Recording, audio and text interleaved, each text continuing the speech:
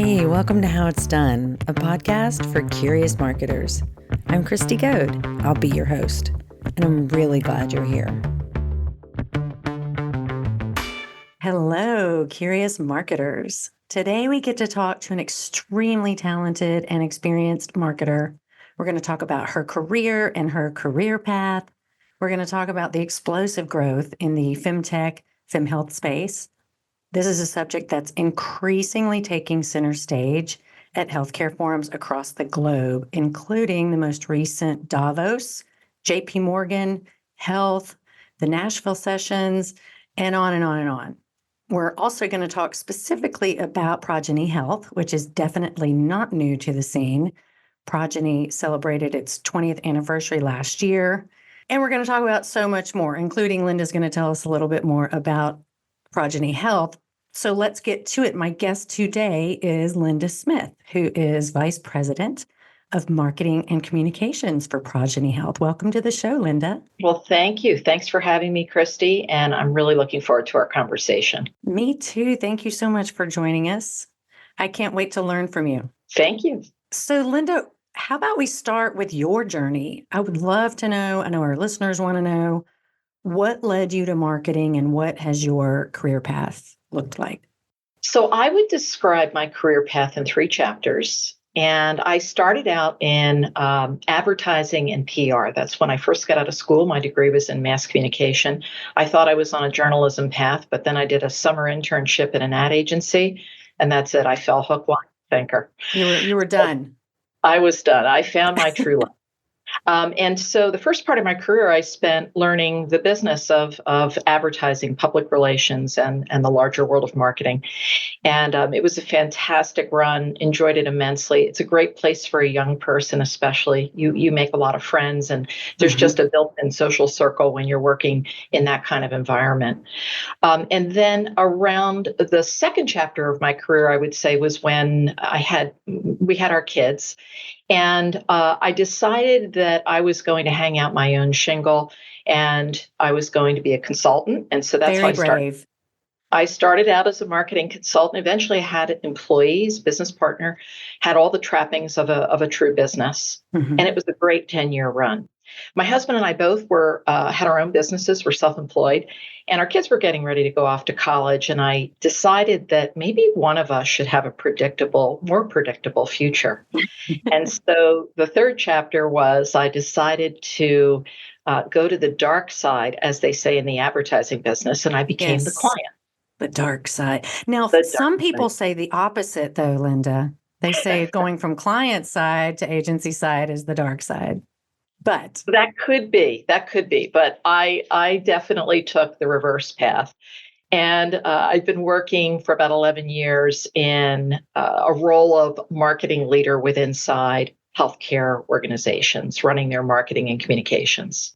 So that, in a nutshell, is 40 years of my life in those 3 chapters. Okay. And now you're at Progeny Health. When did you join there? And maybe just give us a little glimpse into your day-to-day. So I joined Progeny at the end of 2020. It was in the middle of COVID. And so I started my role in a remote function, as many of us did during that time. And my role was really to help build the Progeny Health brand. And so that meant everything from working on our brand awareness program and figuring out what we were going to say in the marketplace, how we were going to position ourselves, and really figuring out that strategic position, and then working on our tactical marketing plan to get that message out, figuring out what channels we were going to use, what was going to be most effective for us. And today we do our department, which is myself and 2 other individuals. We're really focused on our external communications, everything that has to do with speaking to our target audience.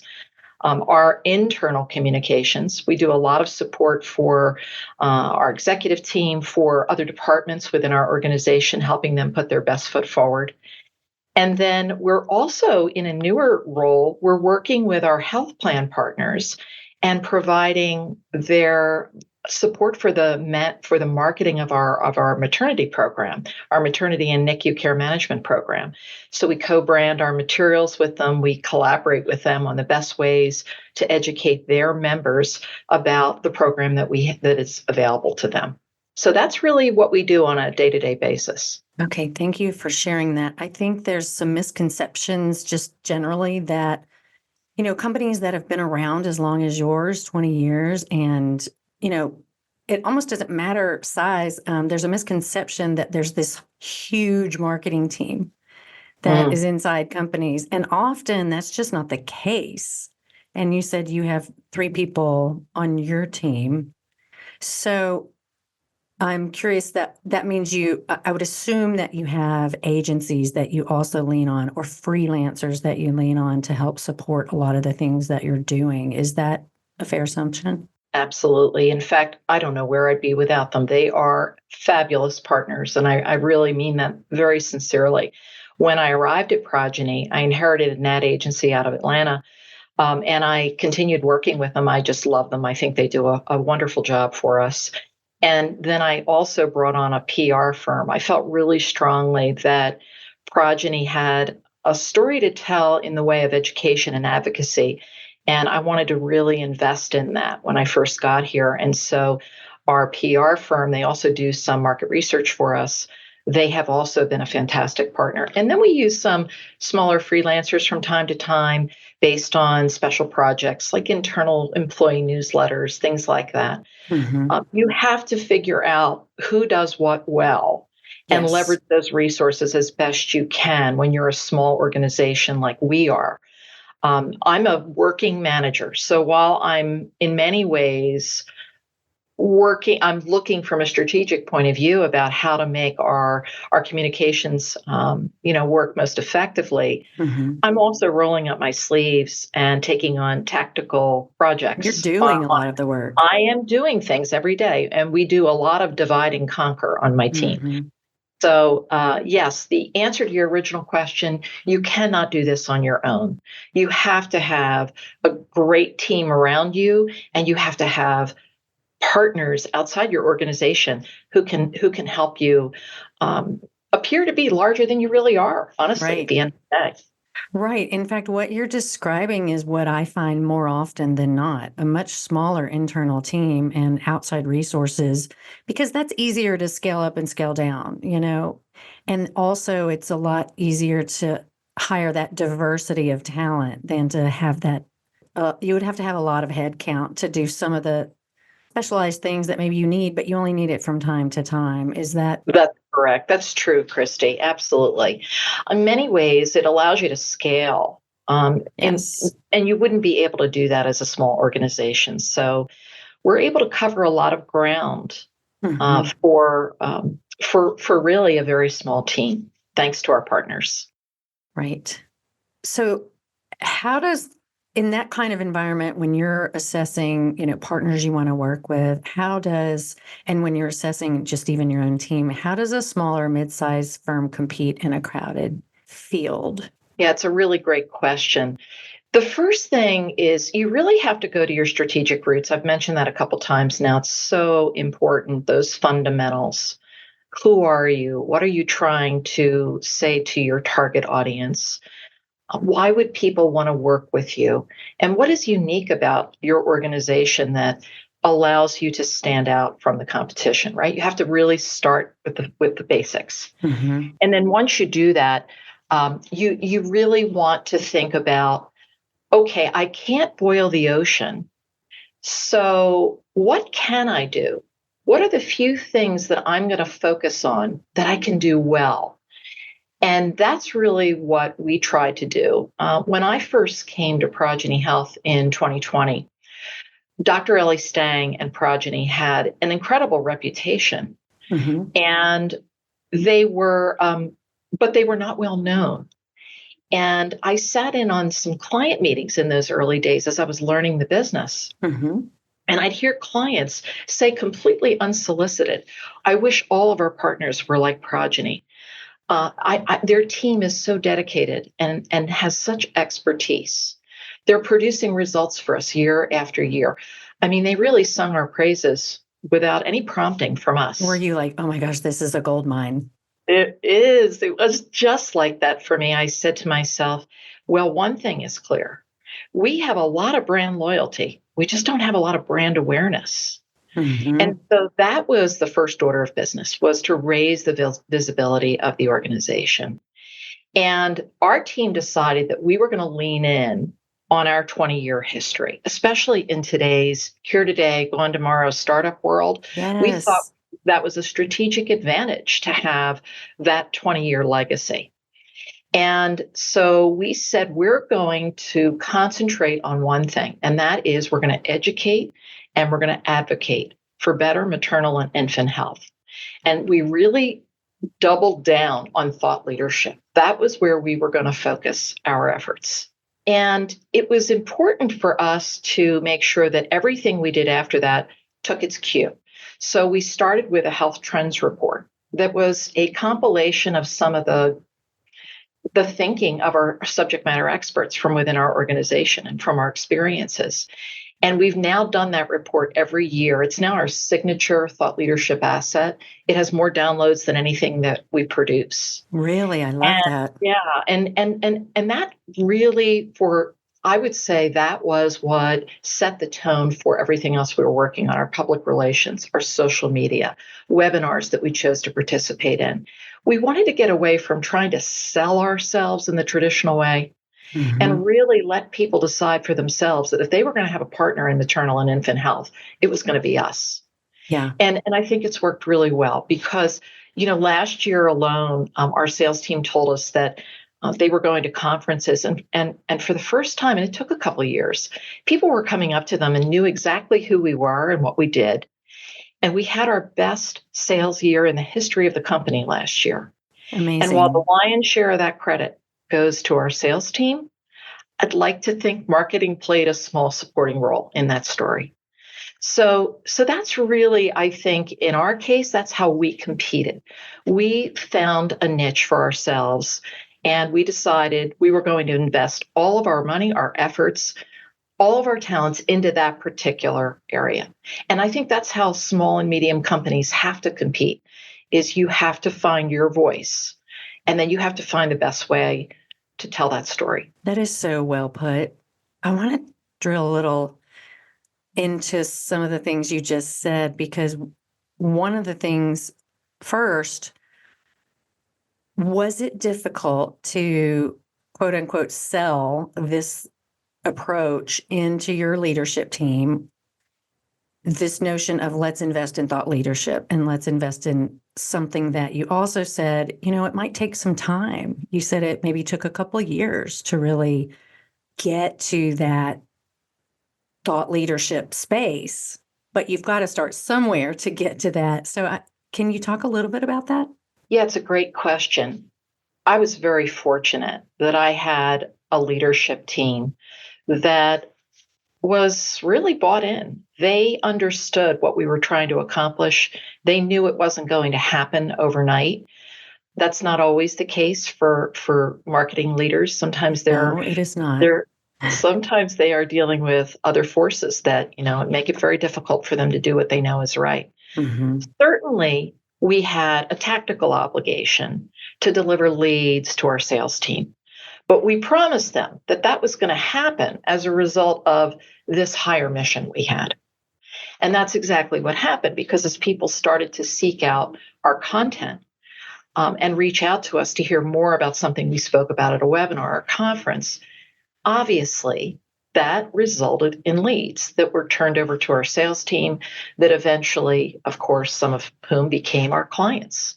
Hmm. And you only need to have that happen once or twice.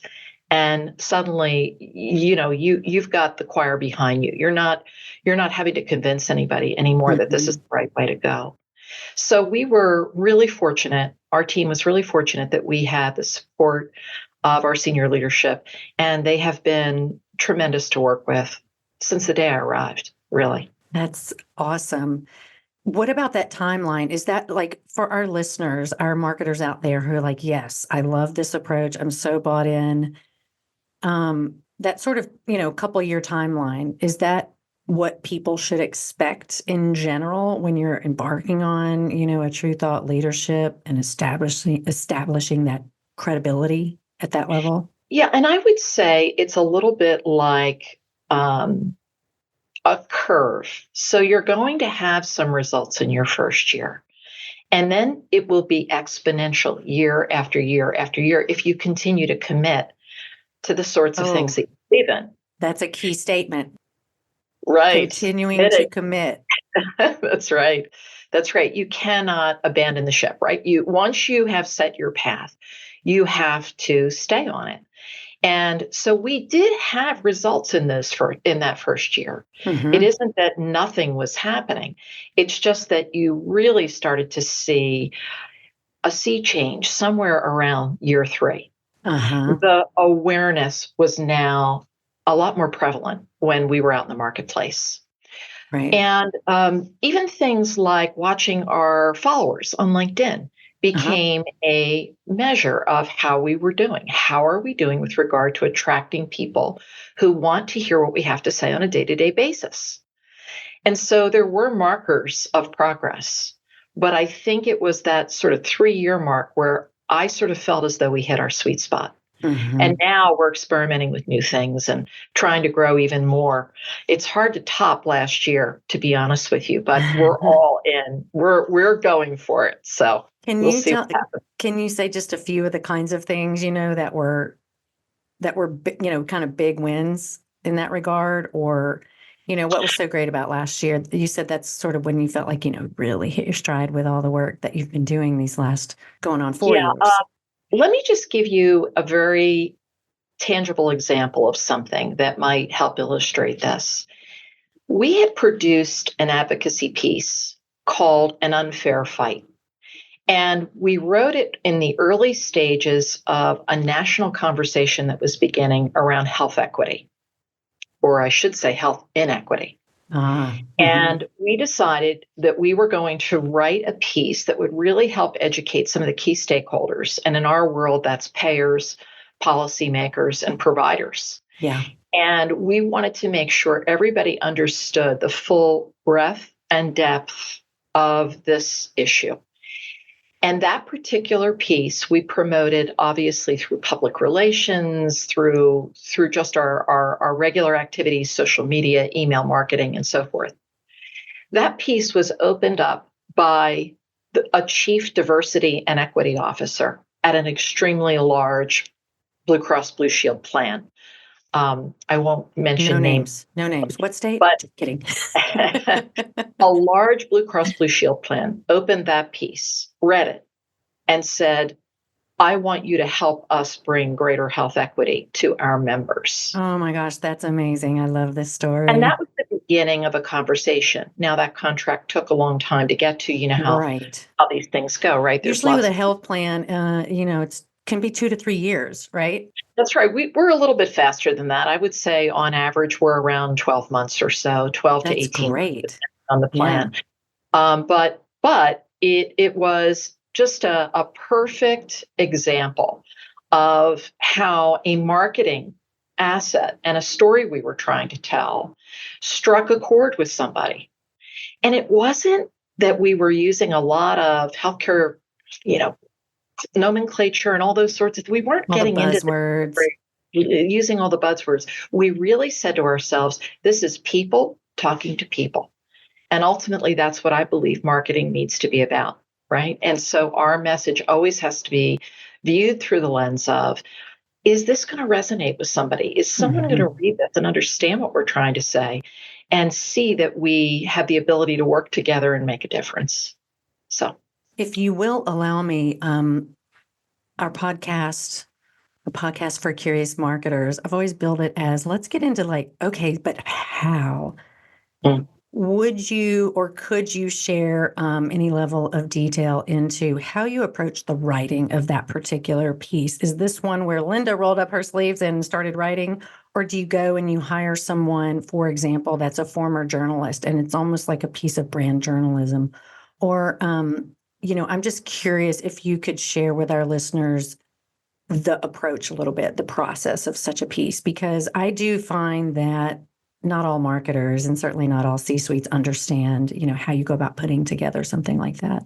Yeah, it's a great question. And different organizations do it in different ways. But for us, the way we tackle that is the first thing we do is we ask ourselves, what's not being covered that we can add our voice to? What is some aspect about maternal and infant health in particular where we can provide something insightful, new, meaningful to people?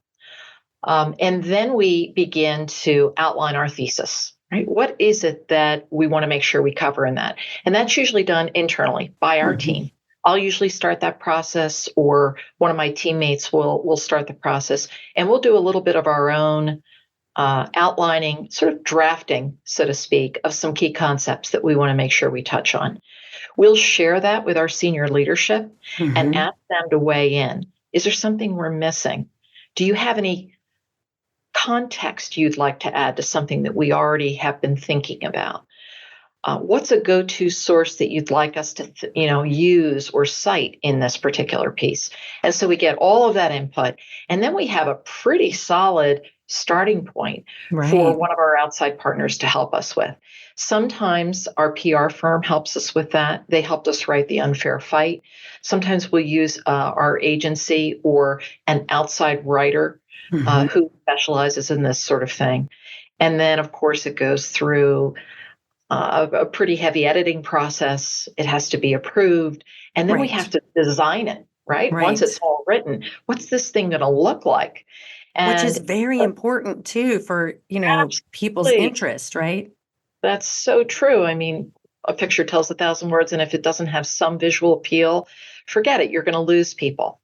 So that process, when you're working on these pieces, can take, at least for us, doing it right, it takes a couple months. So you really have to think ahead of time about what your year ahead is going to look like. What are some of the themes you want to touch on and build assets around? And you're working a few months in advance all the time, at least my team is, because we know it's going to take time to build these signature pieces around which we build campaigns. So that's a little bit about how we do it. I'm sure there are very large organizations who have teams internally that can do these things in-house, but that's usually not the case with small and medium-sized organizations. Right. But one thing you said I think is so important is taking the time internally to be able to really think through it and frame up the thesis. What is it what is the context here? Because internal, you are the experts. You're living and breathing this brand every day. You are keeping up with all the latest news, reports, thought pieces. You're hearing all the conversations internally. You have insights that it's really hard for an outside agency, even if they're really, really familiar with your brand and you've been working with them a long time. That can sometimes be a very difficult position to be in if the internal team hasn't, really taken the time to do the work that you just described. That's a really good point. And I think maybe I feel so strongly about doing the upfront work because I was the agency at one time in my life. You had empathy. And I remembered what it was like when a client came to us and said, I want X, but gave us nothing to work with. And part of my job was to Wait a dig minute. up You had that happen to you too? Anyone who's worked in the agency business has heard common refrains from clients like they want something, but they really aren't sure what it is. Or a phrase that we used to hear all the time was, I don't know exactly what I'm looking for, but I know I'll know what it is when I see it. Yes. Right. Should be a meme. Probably is somewhere out there. So, kind of from that perspective, you've likely experienced a sea change in the marketing industry over your career. What do you think has been maybe some of the biggest gains or losses in that respect? Yeah, it's a great question, Kriste. I would say, first of all, that the digital environment that we live in today allows us to harvest and nurture our target audience in ways that was just not possible 20 years ago. We can watch their behaviors. We can send very targeted messaging to subsets of our target audience. We have ROI data now that you never would have had 20 years ago. And so that has been a phenomenal advance, in my view, in the marketing world. The other thing I think it's done is it's really the great equalizer, because it allows small and medium-sized organizations to compete on the same playing field as much larger rivals. Good point. And so I think that has been a huge gain in the world of marketing. On the flip side, I would say that with all this data, one of the things that feels like it's gotten lost from my point of view is a discipline around strategic thinking and creative messaging. Yes. And I guess that should be expected in a world where we're very distracted and where we're forced to communicate in 40 characters or less. But the truth is, and I said this earlier, really good marketing is about people communicating with other people. Yes. And if you're not focused on that message and your strategic position in the marketplace, all that you're doing in this digital environment is just a lot of activity. I agree. I think that we are actually, and I've talked about this, in other podcasts and just, predictions for the future. And there's all this talk around AI and ChatGPT. I think what you've just described is something that we're going to see a pivot back to. I think we're on the cusp of that because there is,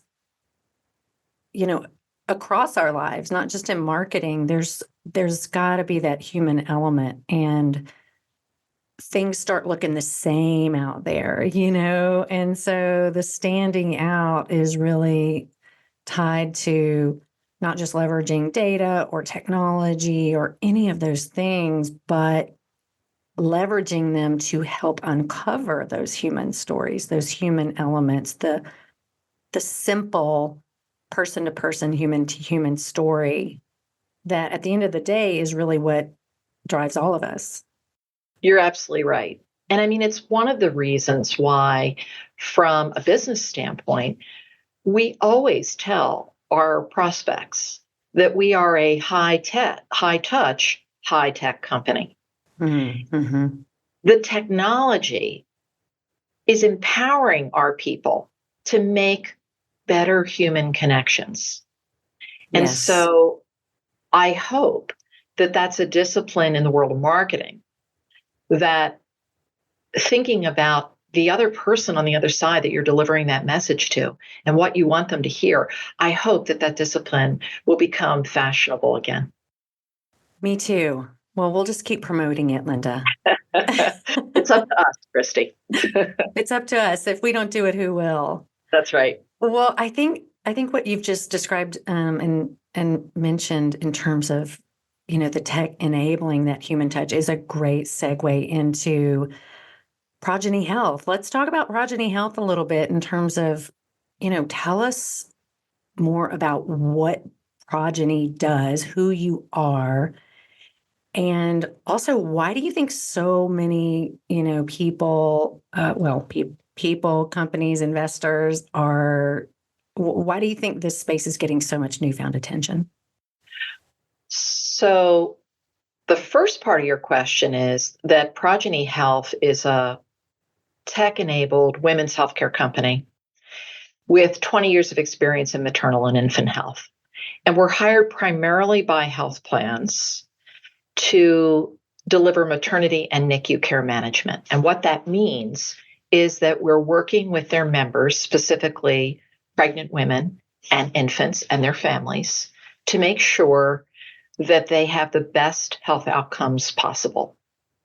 And that is essential in today's market because we have such an incredible crisis in the maternal and infant health space. Oh my gosh, we do. I mean, we're going backwards a bit. Backwards indeed. Just to give you an idea, The maternal and infant mortality rate in this country is the worst among the richest nations in the world, and we spend more on healthcare than any of our peers. Mhm. Our mortality rate today makes having a baby more dangerous for women than it did for their mothers years ago, another Which is generation. mind blowing. Exactly. And so when you asked why is this such a hot topic, I think that what's happening is there has been a national awakening around these really just abhorrent statistics. I mean, Yeah. how can you have this in a country like ours? It's hard. It really is hard to fathom. And so there is a national conversation now around what are we going to do to improve maternal and infant health. And as a result, I think you've seen this huge influx of startups around women's health. And that's a broad spectrum, obviously. There's lots of different stages along the continuum of a woman's life where all of these various startups may be coming in to provide a solution. And as a result, there's also been, of course, a huge influx in investment. Mhm. And really, if you think about it, it was an area of healthcare that was underrepresented, underfunded.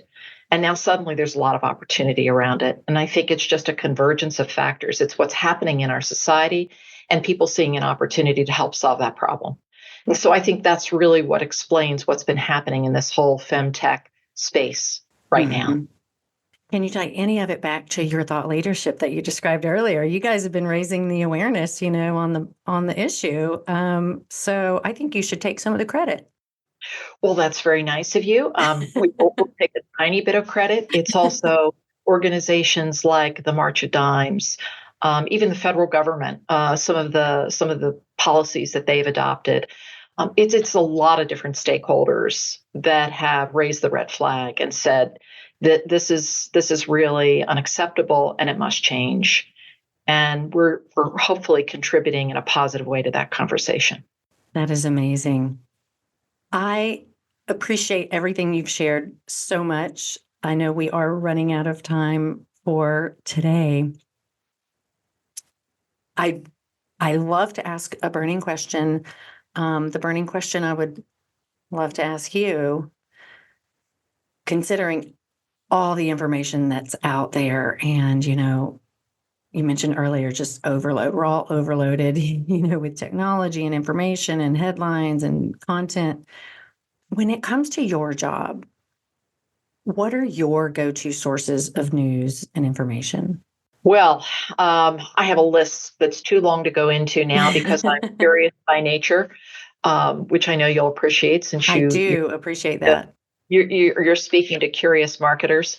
Yes. But I want to just give a shout out first to our team. My team that I work with is one of the best sources of information in the world of maternal and infant health. It's not uncommon for me to reach out to our chief medical officer, our VP of clinical, our senior vice president of clinical operations, and others to really understand what I'm reading because sometimes it does the dots don't always connect for me. So I just want to make sure that I give a shout out to them because Can they're you important. elaborate on that a minute? Because I think that's really important. Yeah, so I'll often refer to organizations like the March of Dimes, the Kaiser Family Foundation, the Commonwealth Fund, McKinsey, their Health Institute. I'm oftentimes consuming that information.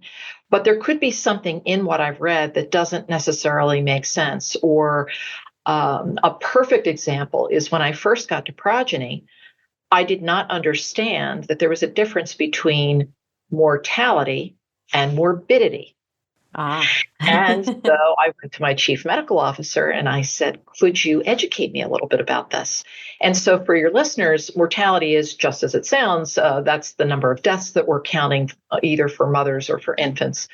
But when we talk about morbidity, it's all of the long term effects of various conditions that have a lifetime impact on people. Things like you're a diabetic, you have high blood pressure. These are all things that will impact your pregnancy and could have a long-term effect for you if left unmanaged. Mm-hmm. And so we refer to that as morbidity. So that's an example of something I was reading, didn't Mm-hmm. understand, and I used my team to help educate me further. So, and there's plenty of that. Every single day when I'm reading Mm-hmm. there's something new I've learned that I need some context around, or I want to really understand it in a deeper way than the words I see on the paper. Does it ever hit like this? I had an example just a week ago. Keeping up with the news and the headlines associated with my clients, I'll often see a headline. Sometimes it involves a new policy that's been passed in Washington, or maybe it's a merger that's going to be going on, and there's coverage around that, whether it's going to happen or not happen. And a lot of times, I have an inkling that what is going on in the news has relevance for my client, but I don't quite know what their point of view is on that topic, and whether it's something we could leverage, to have them be a part of the conversation, and or whether they're interested in being a part of that conversation. Is that something that, happens for you internally as well? Certainly, there are times where we'll uncover something, a trend that we think might be occurring in a particular region, let's say, of the country. And we wonder how our clients think about that particular item. And a lot of times it's just a matter of asking them, we'd love to talk to you more about this. This is something we read recently, Mm-hmm. and we think it could have an impact on your members. What do you think? I'd love to hear your thoughts about that. So we often just engage our clients directly and ask them to tell us where they are on something. What does it mean to them? What does it mean to their business? And what does it mean to the people that they're serving? And that usually helps us to understand whether or not it's relevant to them, whether it's something we can build a story around, for example. Mm-hmm. Awesome. Thank you. I kind of went off on a tangent, which I'm prone to do, but the question was, what do you read? What keeps you so informed? And so you mentioned, what's your go-to source? You mentioned internally, your thought leaders internally, but what about outside of your organization? I think you mentioned March of Dimes just a minute ago. Is that one of Yes, your and go-tos as well? definitely March of Dimes, Kaiser Family Foundation, Commonwealth Fund. I mean, one of the things I love about all these organizations is they're really digging deep on so many things that are relevant to our world in maternal and infant health. They don't have a particular political position. They're really just reporting on something as it stands, and trying to inform their audiences.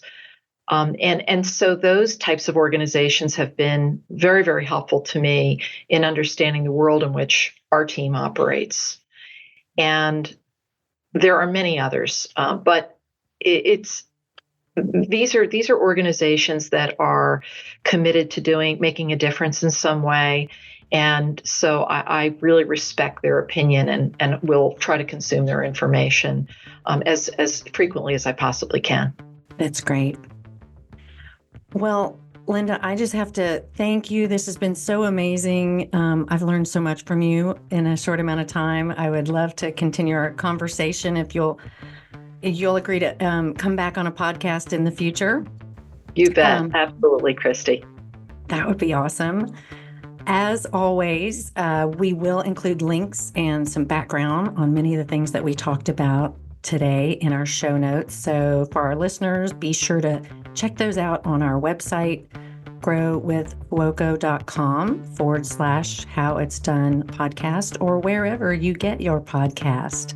And don't forget to hit the subscribe button so you don't miss out on future episodes. Again, my guest today has been Linda Smith, Vice President of Marketing and Communications for Progeny Health. Thank you, Linda. Thanks so much, Kriste. That's it for now. Thanks so much for listening. We're looking forward to keeping great conversations coming your way as we grow this podcast. There's even more great content from our conversations on our blog. Be sure to check it out at growwithfuoco.com. That's Grow with Fuoco, FUOCO.com. Stay tuned until next time, and no matter what, stay curious.